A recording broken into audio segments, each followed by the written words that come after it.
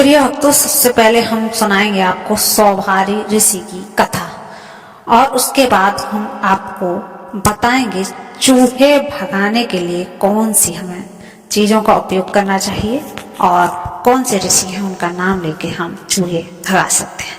तो दोस्तों चलिए कथा को पहले शुरू करते हैं। सुमेरु पर्वत पर सौभारी ऋषि आश्रम बनाकर तप करते थे। उनकी पतिव्रता पत्नी मनोमयी इतनी रूपवती थी कि उनके रूप पर यक्ष, गंधर्व आदि सभी मोही। मनोमयी की पतिव्रता और सौभारी की पत्नी होने के कारण गंधर्व मनोयमी की ओर देखने का साहस भी नहीं कर पाते थे। लेकिन क्रौंच नाम एक दुष्ट गंधर्व से ना रह गया। क्रौंच ऋषि पत्नी के हरण का अवसर देखने लगा। एक बार ऋषि लकड़ियां लाने वन गए थे। क्रौंच को मनोयमी के हरण का यह उचित समय लगा। वह आश्रम में आया। क्रौंच मनोमयी का हाथ पकड़कर खींचकर अपने साथ ले जाने लगा। ऋषि पत्नी उससे दया की भीख मांगने लगी। उसी समय सौभारी ऋषि वहां आ पहुंचे। उन्होंने क्रौंच को शाप दे दिया, तूने चोर की तरह मेरी पत्नी का हरण करना चाहा है, तू मूसक बन जा। तुझे धरती के भीतर छुपकर रहना पड़ेगा और चोरी करके अपना पेट भरना पड़ेगा। क्रौंच मुनि के चरणों में गिरकर माफी मांगने लगा। कामदेव के प्रभाव से मेरी बुद्धि भ्रष्ट हो गई थी, इसलिए मैंने ऐसा काम किया। आप दयालु हैं, मुझे क्षमा करें।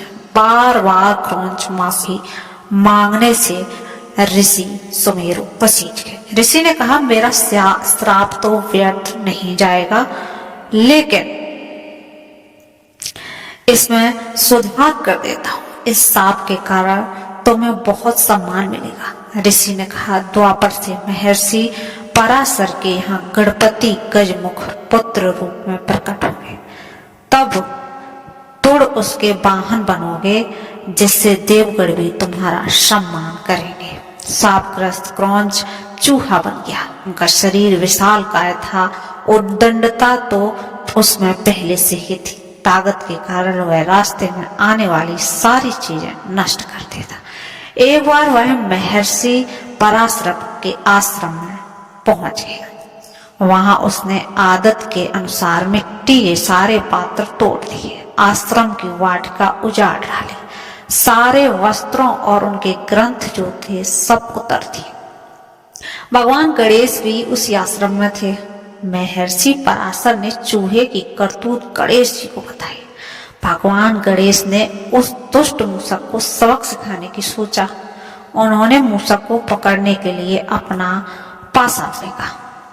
पासा में मूसक का पीछा करते हुए पाताल लोक तक पहुंच गए। पास मूसक के गले में अटक गया और मूसक बेहोश हो गया।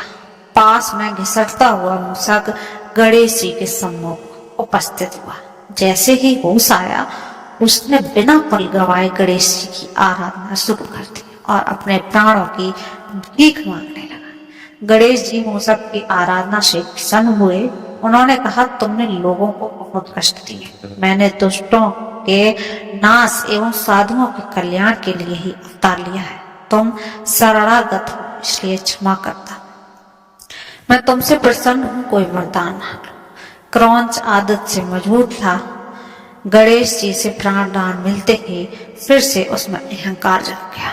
वह गणेश जी से बोला, मुझे आपसे कुछ नहीं चाहिए, लेकिन यदि आप मुझसे कोई इच्छा रखते हैं तो कहो, मैं आपकी इच्छा पूरी कर दूंगा। मूसक की गर्व भरी वाणी सुनकर गणेश जी मुस्कुराए और कहा, यदि तुम्हारा वचन सत्य है तो तुम मेरे वाहन बन जाओ। मूसक ने बिना देरी किए तथास्तु कह दिया। गणेश जी उस पर सवार हुए। गजानन के भार से तप कर उसके प्राण संकट में आ गए। उसने गणेश जी से अपना भार कम करने की, वाहन करने योग्य बनाने की विनती की। इस तरह मूसक का गर्व चूर करके गणेश जी ने अपना वाहन बना लिया। यही कारण है कि आज भी लोग अपने घरों में चूहों के उत्पात मचाने पर भगवान गणेश को याद करते हैं। दोस्तों अब हम बताते हैं आपको आप भी कैसे अपने घर के चूहे भगा सकते हैं। दोस्तों आप बेसन के 5 लड्डू ले लीजिए और दिन हो चतुर्थी का, और आप सोहरी ऋषि का नाम लेकर उनको अपने घर में रख दीजिए। आपके घर से भी चूहे गायब हो जाएंगे। दोस्तों अगर आपको ये कहानी, ये कथा अच्छी लगी तो वीडियो में अवश्य कमेंट करें, और अगर आपको रेमेडी पसंद आई और काम करती है तो भी आप अवश्य ही हमारी वीडियो में कमेंट करके बताइए, जिससे कि और भी इस तरीके की वीडियो बनाते रहें। तो दोस्तों चलते हैं, तब तक के लिए जय श्री राम। फिर मिलते हैं एक नई वीडियो के साथ। चैनल पर नए हैं तो चैनल को कर लीजिए सब्सक्राइब। आपको वीडियो देखने के लिए बहुत बहुत धन्यवाद।